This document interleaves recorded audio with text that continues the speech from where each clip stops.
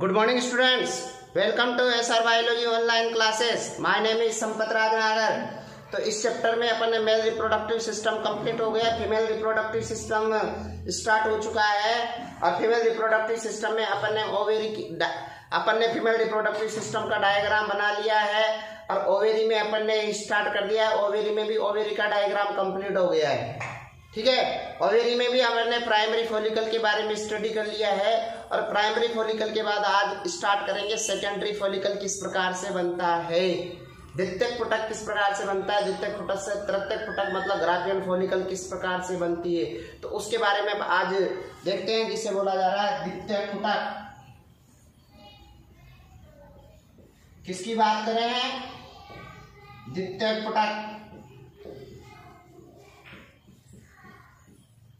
Secondary follicle. किसकी बात करें? सेकेंडरी फॉलिकल की बात करें तो प्राथमिक जैसे बनेगी, लिखते हैं इसमें प्राथमिक पुटक बनने के पश्चात, प्राथमिक पुटक बनने के पश्चात पुटक कोशिकाओं में पुटक कोशिकाओं में क्या होता है? तेजी से विभाजन होता है। पुटक कोशिकाओं में तेजी से विभाजन होता है। तो विभाजन होगा तो क्या होगा? तेजी से विभाजन होता है और पुटक कोशिकाओं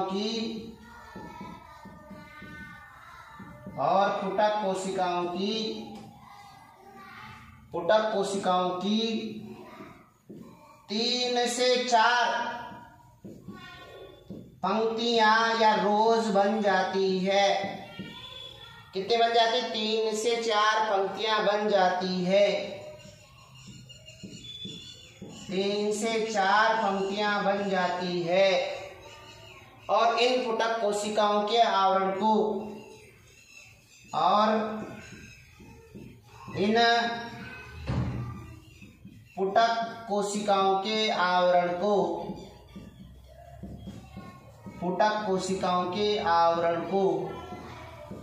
क्या बोला जाता है? पुटक कोशिकाओं के आवरण को मेम्ब्रेना ग्रेनुलोसा कहा जाता है। मेम्ब्रेना ग्रेनुलोसा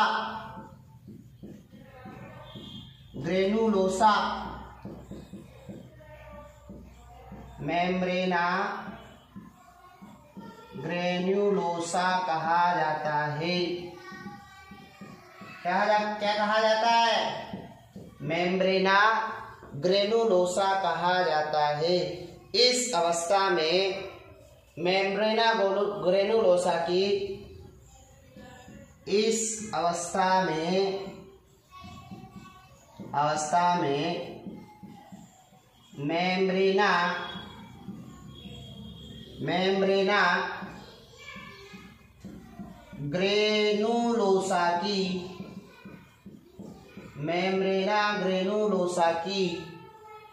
मेम्ब्रेना ग्रेनुलोसा की एक परत को छोड़कर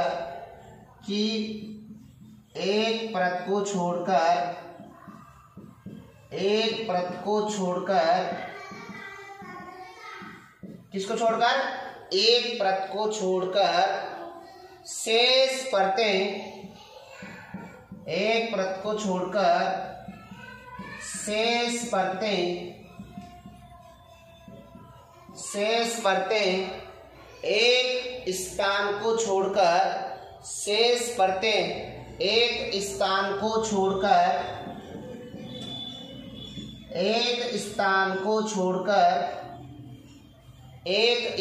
को छोड़कर अलग हो जाती है।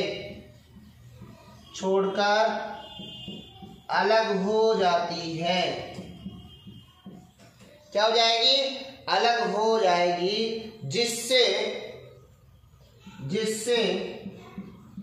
जिससे एक गुहा का निर्माण होता है, जिससे एक गुहा का निर्माण होता है। किसका निर्माण होता है? गुहा का निर्माण होता है। किसका निर्माण होता है? एक गुहा का निर्माण होता है जिसे पुटकीय गुहा,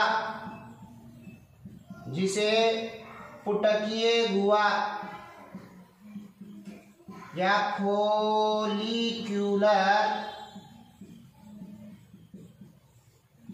फोलिक्यूलर कैविटी कहते हैं। क्या बोला जाता है? फोलिक्यूलर कैविटी या एंट्रम कहते हैं। क्या कहते हैं भैया? एंट्रम। ध्यान में रखना, आपने कल देखा था कि जिस प्रकार से आपने यहाँ बोल रहे हैं कि जैसे प्राथमिक पुटक बनी, प्राथमिक पुटक बनने के पश्चात क्या हुआ? पुटक कोशिकाओं में तेजी से विभाजन हुआ। क्या हुआ? पुटक कोशिकाओं में तेजी से विभाजन हुआ, जिससे पुटक कोशिकाओं की क्या बनी?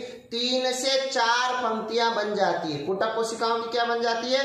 3 से 4 पंक्तियां बन जाती है, जिनमें से क्या होगा?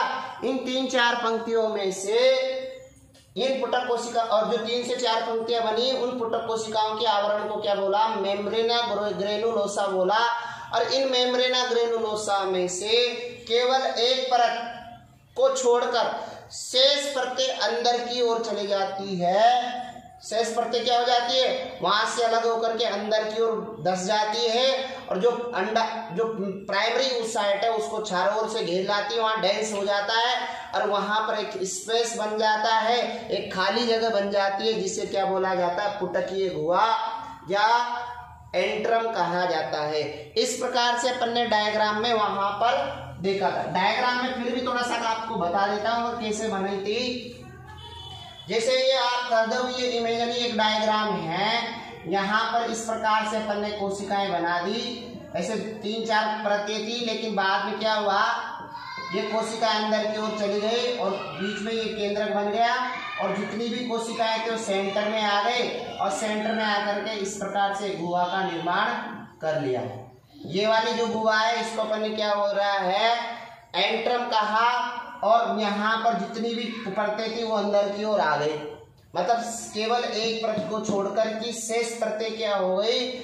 अंदर की ओर आ गई, और एक गुहा का निर्माण कर लिया, जिसे पुटकीय गुहा कहा, एंट्रम कहा। और इस गुहा में पुटकीय तरल भरा रहता है। क्या बोला? तो एंट्रम हो गया। और इस गुहा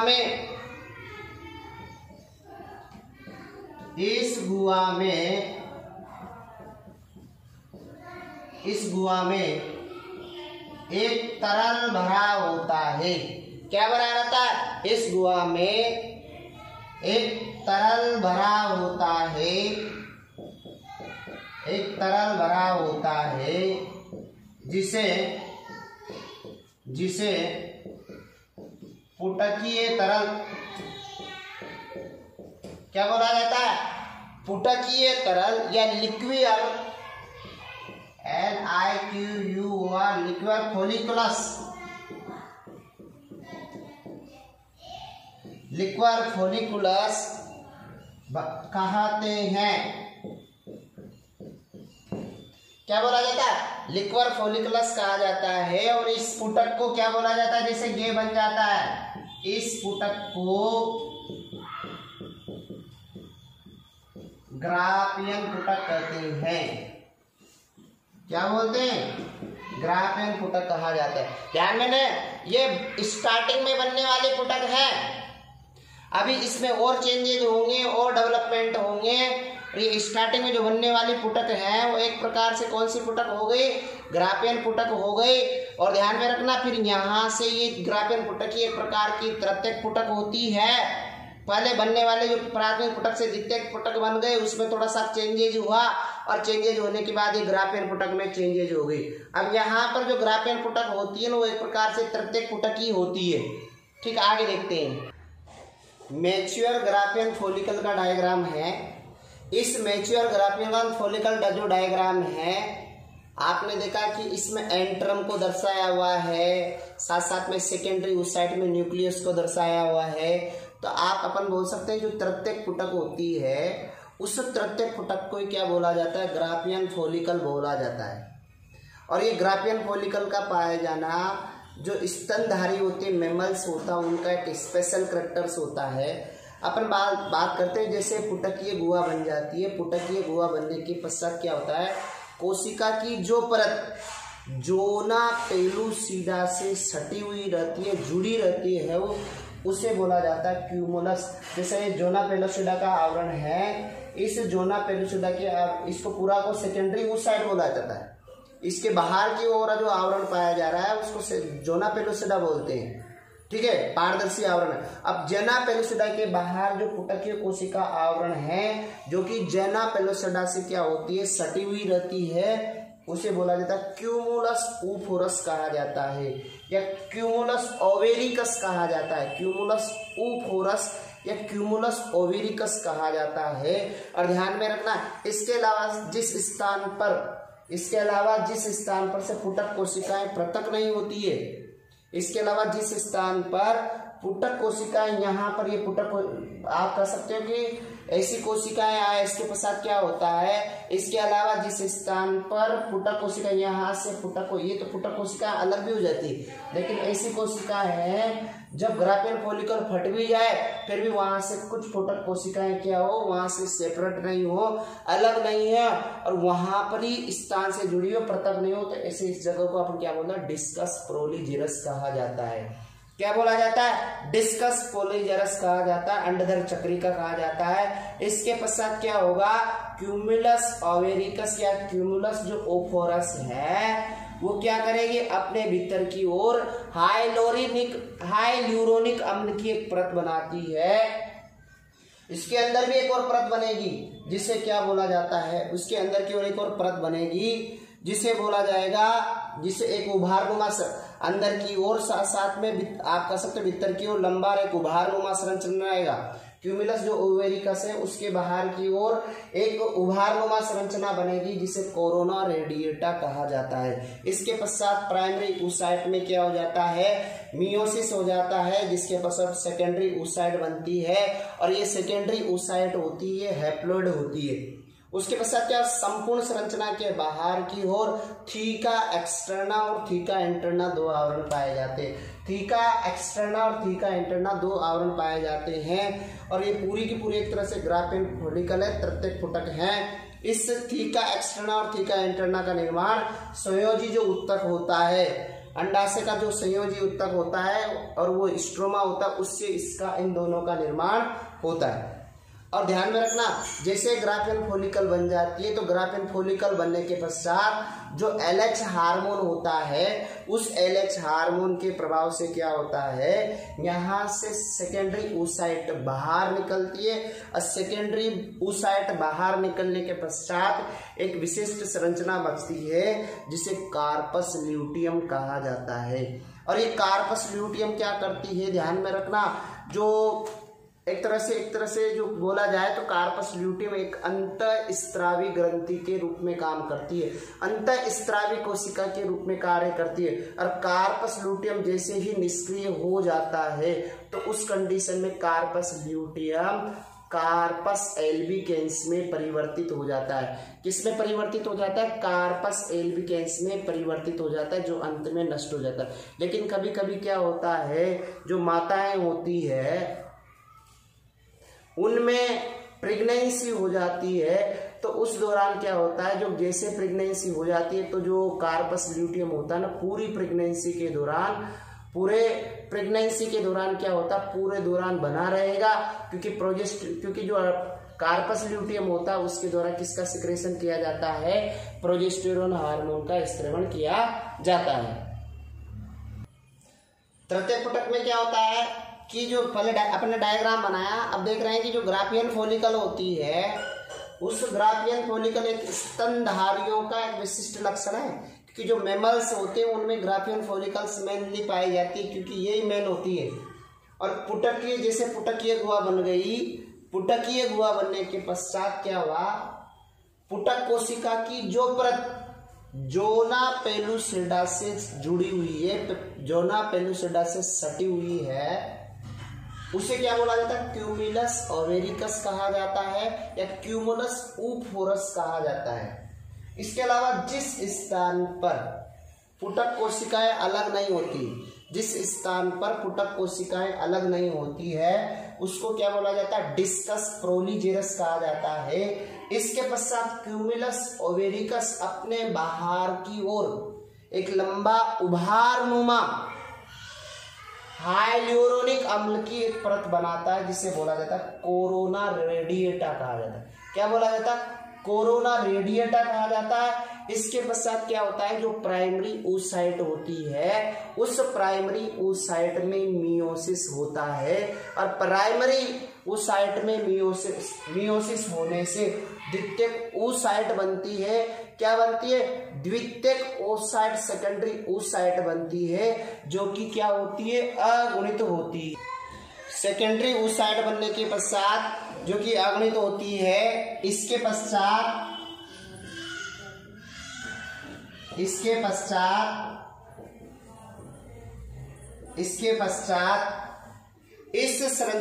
इस संपूर्ण संरचना के बाहर की ओर, इसके पश्चात संपूर्ण संरचना के बाहर की ओर, संपूर्ण संरचना के बाहर की ओर, संपूर्ण संरचना के बाहर की ओर दो आवरण बनते हैं। बाहर की ओर दो आवरण बनते हैं जिन्हें theca externa and theca interna कहा जाता है। संपूर्ण संरचना के बाहर की ओर कितने आवरण बनेंगे? संपूर्ण संरचना के बाहर की ओर दो आवरण बनते हैं जिन्हें थीका एक्सटर्ना और थीका इंटरना कहा जाता है। और इस प्रकार इस संरचना को तृतीयक फुटक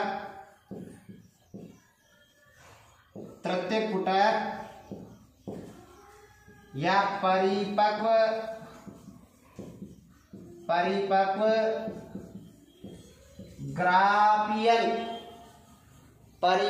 ग्राफियन फुटक कहा जाता है। परिपक्व ग्राफियन फुटक कहा जाता है। इस थीका एक्सटर्ना व थीका इंटरना का निर्माण इस थीका एक्सटर्ना व थीका इंटरना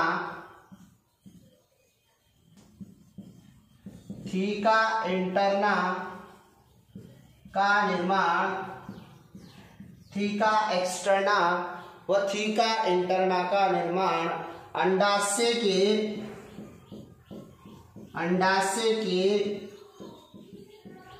के संयोजी उत्तक व स्ट्रोमा से होता है।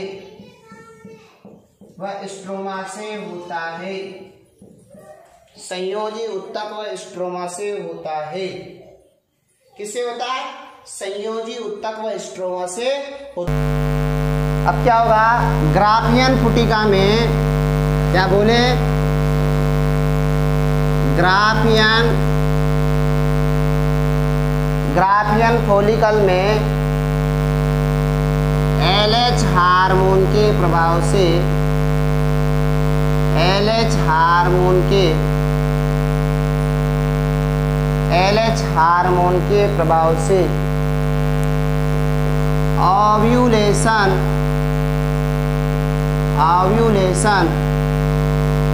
या अंडोत्सर्ग की क्रिया होती है। कौन सी क्रिया होती है? अंडोत्सर्ग की क्रिया होती है। और इस क्रिया में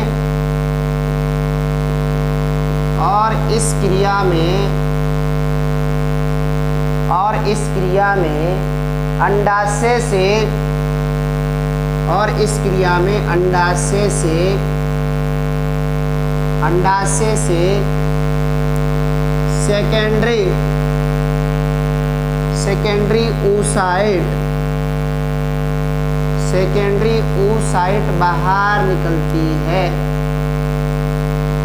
क्या निकलती भैया? सेकेंडरी oocyte बाहर निकलती है और शेष बची हुई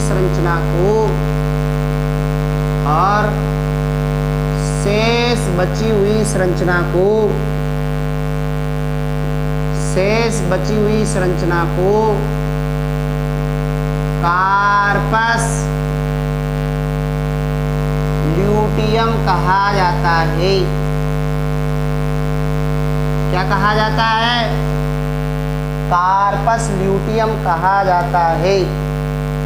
ध्यान में रखना, जैसे ग्राफियल फॉलिकल LH हार्मोन के प्रभाव से फटेगी तो सेकेंडरी oocyte बाहर निकलेगी और सेकेंडरी oocyte बाहर निकलने के पश्चात उस सेकेंडरी oocyte के पश्चात जो अंडाशय में जो पदार्थ बचेगा, जो भी संरचना के साथ निकलने के पश्चात जो भी पदार्थ बचेंगे, जो भी पुटक कोशिकाएं बनेगी, उन पुटक कोशिकाओं के द्वारा कार्पस ल्यूटियम का निर्माण होगा।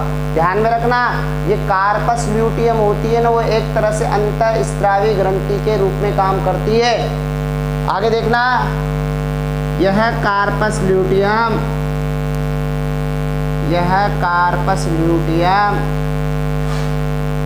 एक अंतःस्रावी ग्रंथि के रूप में कार्य करती है।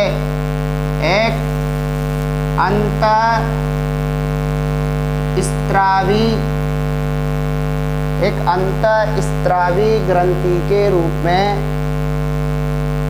अंतःस्रावी ग्रंथि के रूप में कार्य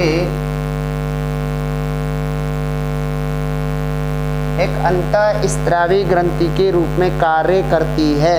किसके कार्य करती है? एक तरह से अंतःस्रावी एंडोक्राइन ग्लैंड के रूप में कार्य करती है। और जब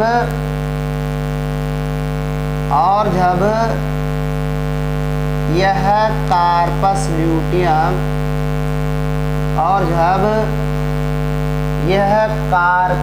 ल्यूटियम निष्क्रिय हो जाती है।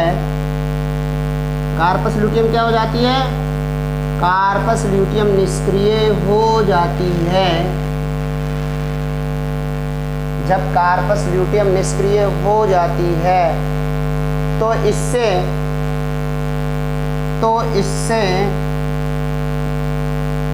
कार्पस एल्बिकेंस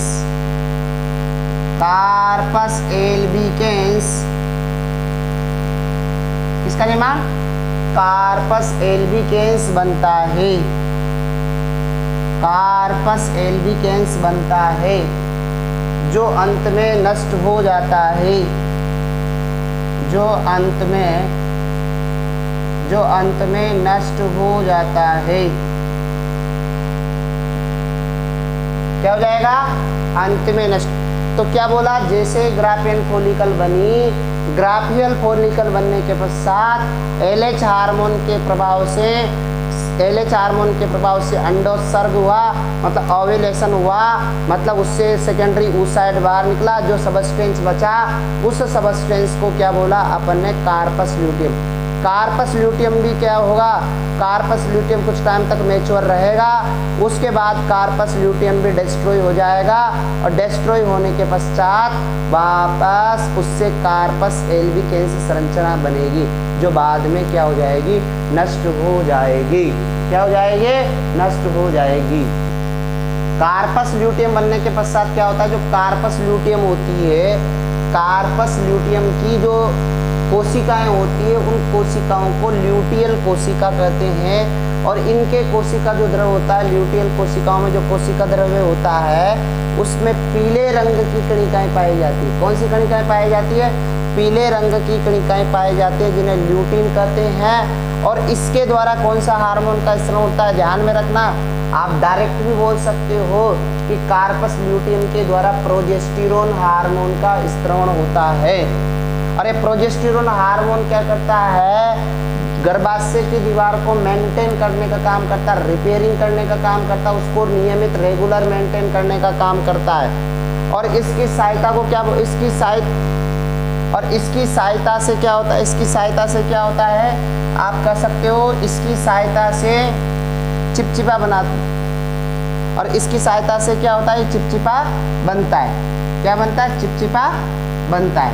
ध्यान में रखना, प्रोजेस्टेरोन हार्मोन की सहायता से ही गर्भाशय का जो एंडोमेट्रियम आवरण होता है वो चिपचिपा बना रहता है, और जिसकी वजह से क्या होता है, जिससे गर्भधारण में आसानी बनी रहती है। अर्थात इस हार्मोन को गर्भ आरोपण हार्मोन कहा जाता है।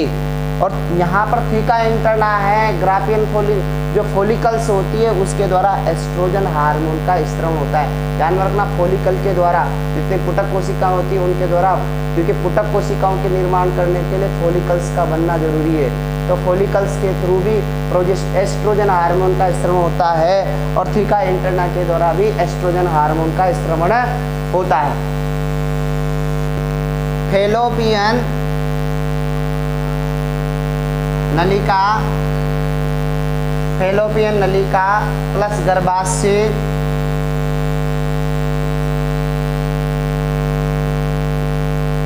और योनि मिलकर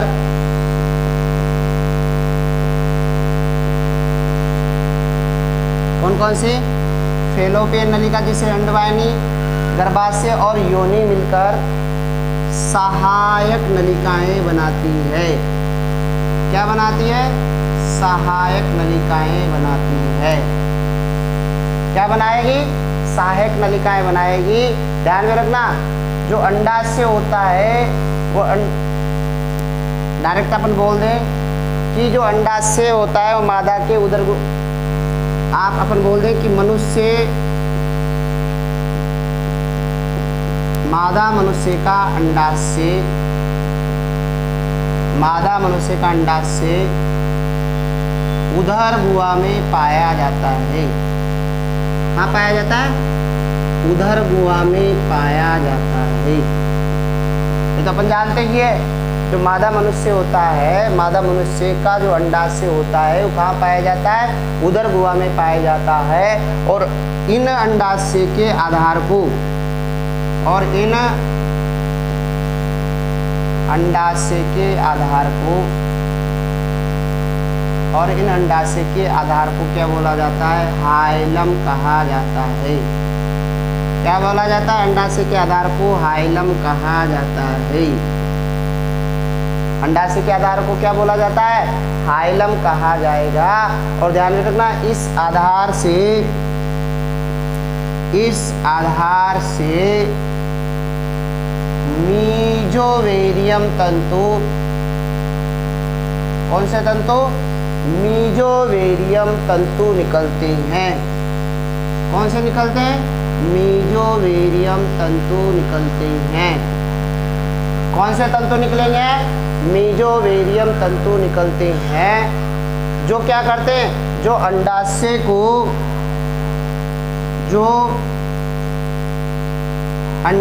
को पृष्ठभित्ति से, जो अंडाशय को पृष्ठभित्ति से जोड़ते हैं, जो अंडाशय को पृष्ठभित्ति से जोड़ते हैं। इस प्रकार से अंडाशय का वाला पॉइंट कंप्लीट हुआ। तो इस अंडाशय के बारे में आपको जो भी प्रॉब्लम हो, क्वेरी हो, तो इसके बारे में आप मुझे कमेंट बॉक्स में लिख करके भेज सकते हो। और ज़्यादा से ज़्यादा इस वीडियो को क्या कीजिए, लाइक कीजिए, शेयर कीजिए, और ज़्यादा से ज़्यादा लोगों को बताइए, क्योंकि हिंदी मीडियम में आपको पूरा का पूरा, लगभग पूरा मैटर यहाँ पर आपको अवेलेबल हो जाएगा, पर चैप्टर का प्रोवाइड किया जाएगा, जिससे कि जो हिंदी मीडियम के बच्चों उनको आसानी रहे, जिससे कि उनको कोई डाउट नहीं आए। और इस वीडियो को आप लाइक कीजिए, सब्सक्राइब कीजिए, शेयर कीजिए। धन्यवाद।